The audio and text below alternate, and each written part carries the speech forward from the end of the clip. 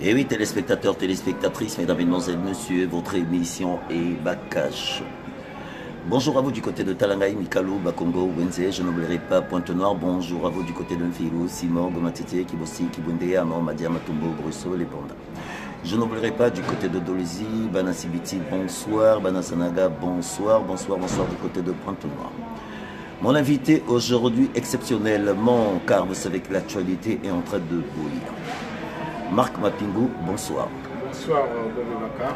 Bienvenue dans ton émission, parce que Marc Mapingo, c'est la 4e ou 5e fois que tu passes dans les Baka Show. Marc Mapingo, je viens rapidement vers toi avant le match, parce que c'est quand même une journée exceptionnelle aujourd'hui. Je ne te parlais pas du football, parce que tu n'aimes pas football. Marc Mapingo, je vais aller droit au but. Marc Mapingo, il se dit des choses sur toi depuis février. Tentative de coup d'État. Marc Mapingo veut acheter des armes. Marc Mapingo est en train de diviser la diaspora. Marc Mapingo, qu'est-ce qui se passe? Qu'est-ce qui se passe? Pourquoi votre nom partout? La dernière encore, vous avez payé au général, d'après Hubert Ngamba, vous avez payé au général Castor, si je ne me trompe pas, un billet de train parce que vous avez des complicités d'acheter des armes pour aller faire la guerre au Congo. Marc Mapingo, depuis février, on est en train de vous taper dessus et jusqu'à là, on ne vous entend pas. Moi, j'ai eu des gens qui m'ont appelé, on veut écouter ton grand frère. Là, qu'est-ce qui se passe? Parce que grand frère, pour ceux qui savent, les liens que j'ai entre toi et moi, nous savons très bien les liens qui nous unissent. Monsieur Mapingo, pourquoi votre nom partout? Qu'est-ce qui se passe? Qu'est-ce que vous avez fait d'abord? D'abord, passons à l'essentiel. L'essentiel, c'est aujourd'hui le message qu'il faut, un message de félicitations et de soutien qu'il faut apporter aux jeunes bacheliers congolais, notamment de France, et certainement d'autres pays aussi au Congo. Je ne suis pas sûr que le bac ait été déjà proclamé, mais en tout cas, tous les jeunes bacheliers du Congo, je tiens à leur dire félicitations, parce que c'est eux l'avenir et ce sont eux qui vont reconstruire le Congo de demain. C'est important de jeter, justement, de leur donner cette place dans ce moment qui est un moment de trouble pour notre pays. Je vais vous dire que je me situe toujours dans cette perspective d'espérance, parce que je crois que l'avenir est à construire avec la jeunesse de demain. Maintenant, écoutez, ça fait bien sûr depuis un moment que je m'étais moi-même aperçu que j'étais devenu la cible de mes adversaires politiques d'abord, parce que mes adversaires politiques, c'est quand même un clan au pouvoir, qui est le clan de Sassou Nguesso, qui a pillé ce pays, les résultats sont là, qui a assassiné des gens, nous le savons, il y a eu les disparus libiques, il y a eu les jeunes qu'on a tués lors de la répression, ceux qui avaient osé dire non au changement de la Constitution. Bon, le pays aussi, ce sont ces prisonniers politiques, avec les procès staliniens que nous avons suivis. Le pays, c'est cette dette énorme que beaucoup de Congolais n'arrivent pas à comprendre, parce que nous avons eu beaucoup d'argent. Et voilà, le pays, c'est d'abord ça. Et mon combat a été, pendant longtemps et jusqu'aujourd'hui, le combat contre cette forme de médiocrité qui est incarnée par un clan et par un pouvoir. En le faisant, j'étais sûr qu'en face, je n'avais pas que des enfants de cœur. D'abord, j'ai soutenu Mokoko, ce qui n'a pas plu à beaucoup de gens. Et aussi, j'ai été très actif, pour ne pas dire même très présent sur la place de Paris, dans le combat médiatique. Et puis aussi, j'ai été là avec tous ces jeunes combattants de la liberté, appelons ça comme ça, tous ces jeunes Congolais qui sont à Paris et qui ont pensé que leur devoir était aussi celui de dénoncer ce qui se passait dans le pays. Bien sûr, j'ai constaté naturellement que le pouvoir ne pouvait que stratégiquement se préparer aussi pour m'affronter et pour m'attaquer. D'abord me salir, vous avez constaté, me présenter comme un putschiste, me présenter comme quelqu'un alors que dans la main sur le cœur, je ne suis pas un putschiste et j'ai toujours pensé que c'est par la démocratie, c'est par les urnes qu'on peut construire et rebâtir un pays. Et nous avons vécu tout cela très durement. J'ai eu des attaques personnelles, des attaques même privées sur ma famille, d'autres ont même osé insulter la mémoire de mon neveu qui n'était pas encore enterré 2 jours après sa mort, dont l'âme était encore en train de planer dans notre univers familial. Bon, on m'a dit que c'est comme ça la politique. À partir de ce moment, qu'est-ce que vous voulez? Il faut affronter tout ça avec philosophie, avec beaucoup de hauteur, mais cela ne veut pas dire que je ne fais pas attention à ce qui se passe. J'ai pris de la hauteur, je pense aussi, comme disait La Rochefoucauld, que... non, c'est pas La Rochefoucauld, c'est quelqu'un qui disait que, vous savez, il faut faire l'économie de son mépris. Il y a tellement de gens nécessiteux que souvent c'est difficile de répondre à toutes les questions. Mais non, l'actualité, bien sûr, c'est que j'ai eu M. Ngamba au téléphone. Non, je ne l'ai pas eu au téléphone, mais on s'est écrit. J'étais surpris parce que certains de mes sources m'auraient dit qu'il avait fait allusion à moi lors d'un poste. C'est quelqu'un avec qui on a déjà eu des échanges fraternels et j'étais surpris. Non, oui, vas-y. Voilà, j'étais surpris que ça vienne de lui, il m'a donné son explication. Donc l'explication, il vous l'a donné aussi, c'est un certain... Général Castor. Voilà, que je ne connais pas, que sincèrement je ne l'ai jamais... Enfin, les mots qu'il a dit, parce que j'ai suivi son intervention, il a dit Marc Mapingu a payé le billet au général Castor, il lui a envoyé 100 € pour payer le billet pour qu'il vienne à Paris, vous avez une réunion pour acheter des armes. Oui, vous voyez, écoutez, d'abord, sincèrement, je ne connais pas ce monsieur, le général Castor. Et si c'est ça l'avenir du Congo, j'ai peur pour notre avenir. Parce qu'on ne peut pas, de façon très légère, parler des choses aussi graves et s'autoproclamer général, et surtout penser que c'est avec ça qu'on peut faire soit sa fortune ou bien faire la politique. Je vous assure que je ne connais pas ce monsieur, je n'ai jamais envoyé un franc à qui que ce soit, notamment encore moins au monsieur dont le nom vient d'être Castor, pour venir... Non, Ngamba m'a dit, Lionel Ngamba a dit, c'est Castor par le biais, je n'ai pas envie de citer les noms.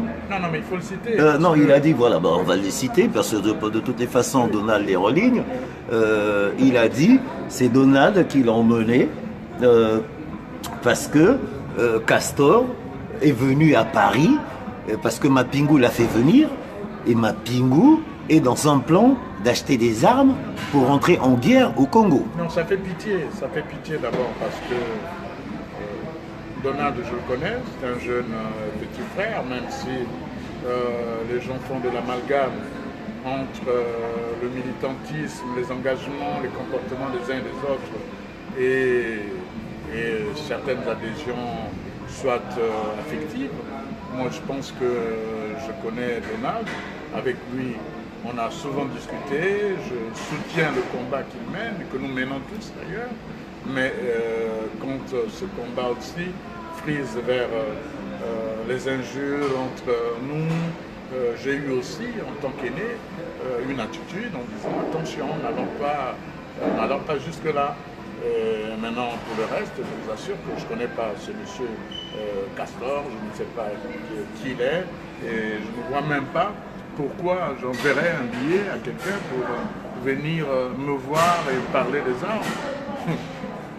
Écoutez, j'ai une expérience quand même de la politique depuis plus de 20 ans.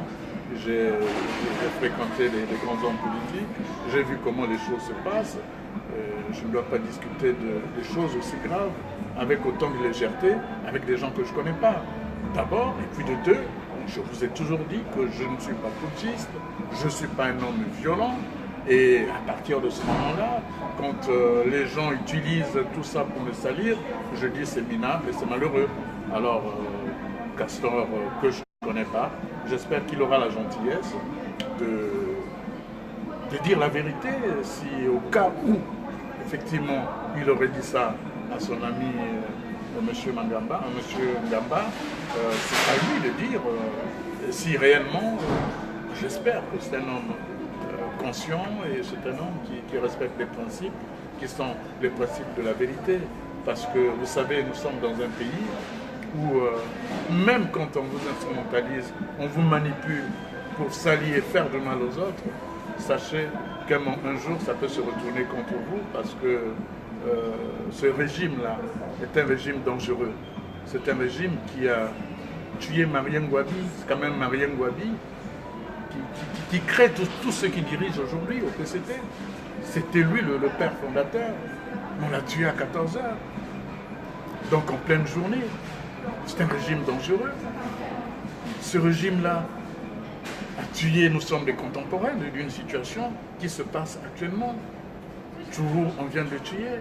Non, c'est quand même instrumentaliser ce monsieur jusqu'à aller bombarder des gens dans ma région, à Zanaga. Mais passons, toujours, parlons d'autres personnes. Donc ceux qui rentrent dans ce jeu pour peut-être des petites sommes, pour régler des petites, je ne sais pas quoi, un jour ça se retournera contre eux. On ne fait pas du mal aux autres parce qu'on est payé par des voyous ou payé par des assassins. Qu'à partir de ce moment-là, le sang des innocents est indélébile. Vous allez tuer quelqu'un, son sang sera indélébile. On ne peut pas mettre les choses sur le dos, comme accuse des actes que j'ai commis, comme accuse d'aller voir les réseaux, la presse, pour déstabiliser un régime dictatorial. Je l'assume. Mais qu'on m'accuse et qu'on utilise des petits frères ou des jeunes gens. Monsieur Mapingo, vous m'avez dit quelque chose de pertinent. Vous avez été choqué par la mort de votre fils. Et que les gens ont sorti des termes qui vous ont tellement fait mal. Qu'est-ce que vous pouvez, je dirais pas répondre, parce qu'effectivement on répond les imbéciles par les silences, mais en vous écoutant tout à l'heure, monsieur Marc Mapingo, j'ai compris que c'était trop, c'est trop là. Vous avez même voulu tout arrêter, parce que quand j'ai senti vos propos, le choc a été... vous ne pouvez pas vous imaginer qu'on pouvait vous atteindre aussi personnellement par votre enfant, personne. Non, parce que je pense que dans la vie, il y a des questions ou des problématiques sur lesquelles les gens civilisés peuvent se retrouver. Quelqu'un malade, on ne va pas crier « Ah non, il est malade, il a le sida, il a telle maladie et tout ça ». Quelqu'un mort, on ne va pas dire « Ah oui, il est mort pour telle raison ». Voilà, et puis voilà. Si vous voulez, c'est la conception que j'ai de la vie. Ça, c'est au-delà de la politique, de ce qu'on appelle notre humanité. C'est pour ça que je dis, il est difficile aujourd'hui, pour des gens comme nous, de nous mettre avec n'importe qui pour construire ou reconstruire ce pays, ou penser à l'avenir de ce pays. Parce qu'ils ne seront pas différents de ceux qui bombardent dans le pool, de ceux qui sont capables de créer des bébés noirs pour effrayer les populations dans les quartiers, ou de ceux qui ne s'occupent pas des hôpitaux dans le pays. Donc quand on en arrive là, ne me demandez pas d'être l'ami de ce genre de personnes. Politiquement, on peut ne pas être d'accord, ce qui est normal. Je suis un démocrate et d'ailleurs c'est ce qu'il faut. Parce que si on veut aller vers les alternances, il faudrait bien qu'il y ait un débat contradictoire. Mais qu'on revienne sur des affaires privées, des injures. Écoutez, ce n'est pas des choses qui font plaisir à des gens de ma génération. Parce que nous, on a été en politique, beaucoup ont certainement milité à l'UGC, d'autres à l'UGEC, etc. Ce n'était pas mon cas. Quand j'arrive en politique, des gens de ma génération, ou ceux avec lesquels on se bat à la conférence nationale et tout, nous n'avons pas ce type de débat. Ce n'est même pas des débats où les gens passent leur temps à s'insulter. Quelqu'un a une idée, laissez-le avec son idée, qu'il avance. S'il est réussi, c'est tant mieux. Si ça peut faire avancer le pays, c'est tant mieux. Pourquoi taper de façon, mais vraiment, quelquefois... arbitraire, comme disait. Voilà. Oui. Non, il faut laisser les gens s'exprimer. C'est aussi cela la démocratie. Laisser les gens s'exprimer. S'il y a des choses qui ne vont pas, bon, on les appelle, on dit oui, mais écoutez, sur cette question, sur cette problématique, on est peut-être en désaccord, voilà ma contribution. Mais il faut parler en termes de contribution. Mais on ne rentre pas tout de suite. Moi, j'ai subi ça. J'ai subi, on m'a attaqué, on m'a accusé de tout. Je suis contre, je ne sais pas, la conférence internationale, je suis contre je ne sais pas quoi. J'ai envoyé des listes chez Macron. Je suis... Bref. Oui, voilà, en parlant des listes de Macron, on a dit Mapingu a envoyé un gouvernement chez Macron. On a dit Mapingu déchaîne tous les jours avec les gens de En Marche. On a dit que Mapingu est en train de préparer un gouvernement à l'Élysée. On a dit... Non, on a même dit... on a même dit que Mapingu travaillerait pour être le Premier ministre de Kiki. Vous voyez jusqu'où on me rabaisse. Et ça, c'est minable. Ah bon, Premier ministre de Kiki. Voilà, alors tout ça Marc Mapingu, non. J'ai eu 45 000 euros de Kiki, donc voilà, Kiki Nguesso, enfin, le fils du père, comme on dit. Alors, tout ça c'est minable. Je crois qu'il est temps que ceux qui veulent réellement se battre pour ce pays mènent un véritable combat et qu'ici, ceux qui viennent pour faire diversion comprennent que la place n'est plus à la diversion. Parce que le combat politique, il est meurtrier. Il y a des gens qui ont souffert, il y a des gens qui se battent, il y a des gens qui sont dans nos régions. Ce n'est pas pour une petite somme qu'on va traîner l'honneur des gens dans la boue ou dans je ne sais pas quoi. Il faut être combatif dans ce qui va se passer. Il faudrait que nous nous retrouvions tous, que ceux qui veulent réellement se battre pour ce pays, ceux qui veulent réellement que les choses changent, ceux qui veulent que nos enfants héritent de quelque chose de structuré, de quelque chose de sacré que l'on peut appeler l'avenir de ce pays, que ces gens-là puissent se retrouver et que l'on cesse à partir d'aujourd'hui, que l'on cesse à partir de demain avec les colibés, quand les jeunes gens arrivent sur les réseaux sociaux, c'est un oui, que ça fait cela. Enfin, vous êtes de la génération des gars de Macron. C'est cette génération qui dirige la France. Mais cette génération ne passe pas le temps, ils discutent de l'avenir de la France. Comme nous devons discuter avec des thématiques sur l'avenir du pays. On ne va pas passer le temps, oh Mapingu a été là, il a fait ceci, mais écoutez, ça nous rabaisse. Et même nos partenaires regardent, ils se disent, mais avec ça, ils sont pessimistes pour l'avenir. Alors moi je pense que s'il y a un message aujourd'hui, c'est qu'il faut que les gars arrêtent. Oui, ça allait venir par là, M. Marc Mapingu, avant de parler du général Mokoko, parce qu'il faut quand même rappeler que vous êtes le porte-parole du général Jean-Marie Michel Mokoko. S'il y a un mot à transmettre à tous tes petits frères, tes enfants, tes grands frères, tes petits frères, tes petits-enfants, parce qu'il y en a beaucoup aussi qui sont entrés dans la politique, qu'est-ce que tu peux transmettre à cette belle diaspora? Marc Mapingu, c'est pas pour te flatter. D'abord, vous avez parlé du général Mokoko. Pour moi, c'est notre icône. C'est l'homme qui a su dire non. C'est l'homme qui avait un projet, mais un réel projet de rassemblement. J'ai même appris que tu as menti les gens, tu ne croyais pas au général Mokoko, tu as préparé un plan B, oui. Le général Mokoko, là où il est, il sait ce que je fais pour lui, il sait ce que je représente pour lui. Ce qui m'intéresse, c'est pas ce que les gens disent, voyez-vous. C'est comme un couple, hein. À l'extérieur, on dit oui, on ne sait pas s'ils s'aiment encore, s'ils s'embrassent encore. Ce qui est important, c'est ce que j'ai dans mon cœur, ma conscience. Je crois que ce que j'ai posé comme acte, c'est ce que beaucoup de Congolais, il y en a qui ont même donné leur mort pour ce pays, qui ont donné leur vie, excusez-moi, pour ce pays. Ça, c'est plus important que les cancans, que les colibés, que tout ce qu'on raconte sur les uns et sur les autres, les calomnies. Le général Mokoko, c'est un compatriote, je pense que ce qu'il est en train de subir aujourd'hui, je ne le souhaite pas pour même mon meilleur ennemi. Parce que c'est quelqu'un qui porte jusqu'à aujourd'hui une certaine espérance et respect pour lui, c'est tout. Et respect pour lui, le reste, qu'est-ce que vous voulez que je vous dise? Qu'est-ce que vous voulez que je vous dise? Nous sommes dans un combat.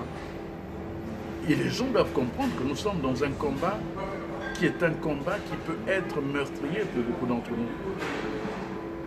Vous le savez bien, le pouvoir, les services de renseignement ont infiltré Paris, ont commencé sans rentrer même dans la guerre, dans la guerre médiatique, dans les attaques cybernétiques. La preuve, Brazza News a été attaqué, et attaqué tout le temps. Bon, soutien à Brazza News, soutien à tout ce monde-là. Nous allons nous organiser pour que mais vraiment la résistance soit forte qu'elle soit solide. Nous allons chercher des moyens et nous les trouverons pour aller plus loin dans notre combat pour que au moins la place de Paris reste debout et que ce soit la place de la résistance. Monsieur Marc Mapingou, il nous reste 2 minutes, nous avons le match France-Belgique. Je ne dirais pas le mot de la fin, de toutes les façons vous êtes obligé de revenir dans Ibaka Show. J'ai écouté Maître Tricot hier, effectivement vous n'avez pas suivi. Mokoko, qu'est-ce que vous pouvez nous dire pour Mokoko aujourd'hui? Comment il va le général? Comment va le général? Oui, il est encore en prison. On parle d'amnistie du général. On parle que le général va être sorti. On dit que le général est parti pour 20 ans de prison. Monsieur Marc Mapingou, pour le mot de la fin, général Mokoko, s'il vous plaît. Parce qu'il est 20h, il y a l'équipe de France qui va jouer. De toutes les façons, on peut s'exprimer. Tout le monde ne suit pas le match. Non, il faut laisser les gens s'intéresser aux choses plus importantes que les propos de Mapingou.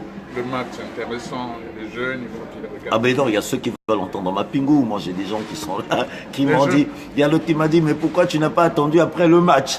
Mais après le match, Marc Mapingou a un programme, et Bakacho a un programme. Les jeunes aiment le football, il faut les laisser suivre leur match. J'aurai d'autres occasions dans les jours qui viennent à m'exprimer avant bien sûr que nous allions tous en vacances.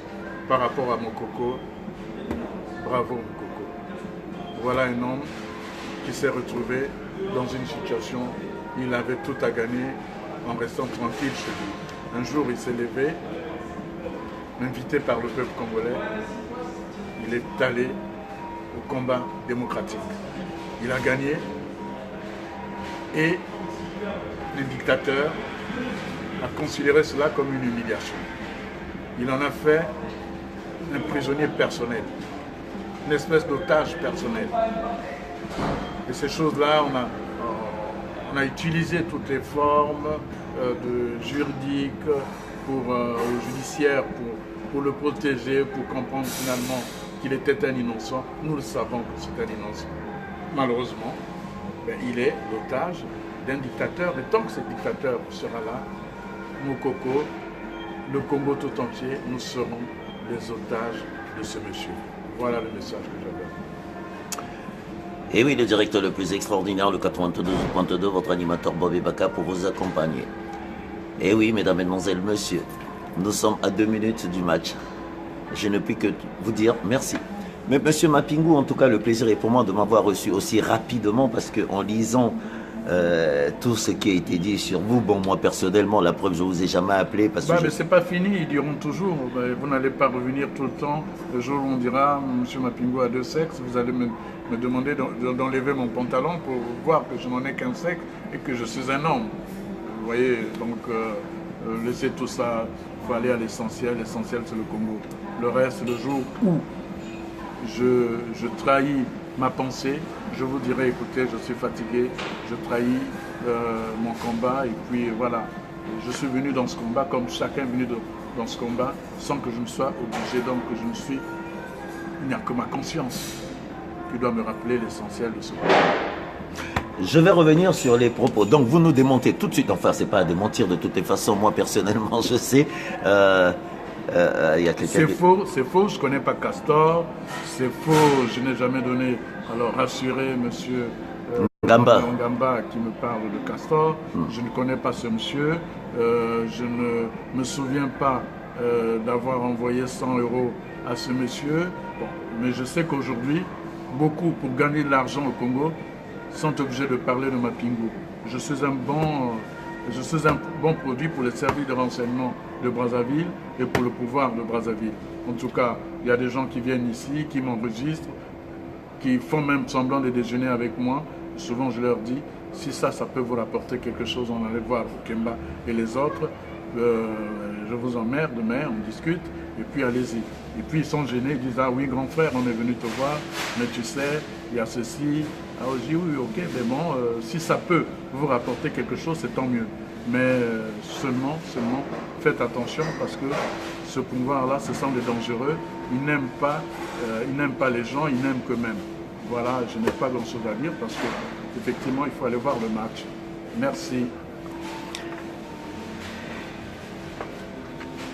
Et oui, téléspectateurs, téléspectatrices, mesdames, mesdemoiselles, monsieur Eva Cachot du côté des beaux quartiers de Paris, si je puis me Tu veux permettre. peut-être un petit fruit? Ah oui, oui, oui, voilà. Ah, Voilà, chez nous, on mange bio. Voilà. Mesdames, mesdemoiselles, messieurs, nous allons partir pour suivre le match. Je vous retrouve après le match, si je puis me permettre. Et cette fois-ci, je vais commander. Mes très chers compatriotes, je vais vous dire une chose. Mon oncle Nganga, Naloba Tobomana. Non, arrêtons. Lionel Ngamba, merci. Merci Lionel Ngamba pour ce que tu m'as dit. Et oui, j'ai couru, tu as vu que j'étais obligé de prendre le train de venir chez Mapingu parce que chez Mapingu, je rentre, j'ai même les clés. Oui, ne nous divisons pas. Aimons-nous, Tomi Lingana. Oui, quand j'ai écouté Castor hier, j'ai écouté Ngamba, j'ai dit non. Il faut que Mapingu s'exprime. Merci Marc Mapingu de m'avoir reçu chez vous. Et que le bon Dieu... je demande quand même à Castor de démentir. Mapingu. Voilà, je demande quand même à M. Castor, que je ne connais pas, de démentir. Et je pense qu'il sait, il est conscient que nous sommes dans un état de droit. Et dans un état de droit, le mensonge peut payer cher. Voilà ce que j'avais à dire. Ok, mais en tout cas, merci, merci, bienvenue, merci, merci à toutes ces personnes. Merci à toi Lionel Ngamba, vraiment, merci, merci, merci. Effectivement, ton projet culturel, il est formidable. Nous allons t'accompagner pour ce projet culturel. Vive la République, vive la France, vive, comment on m'appelle, vive Pogba ce soir. Merci, bonne soirée. Ciao, ciao, ciao, ciao, ciao. Je vous retrouve à 23h pour celui qui va gagner. Et Bakatoleka bien. Je vais suivre le match aux Champs-Élysées. Et oui, vous allez voir Ebakacho en direct des Champs. Toleka.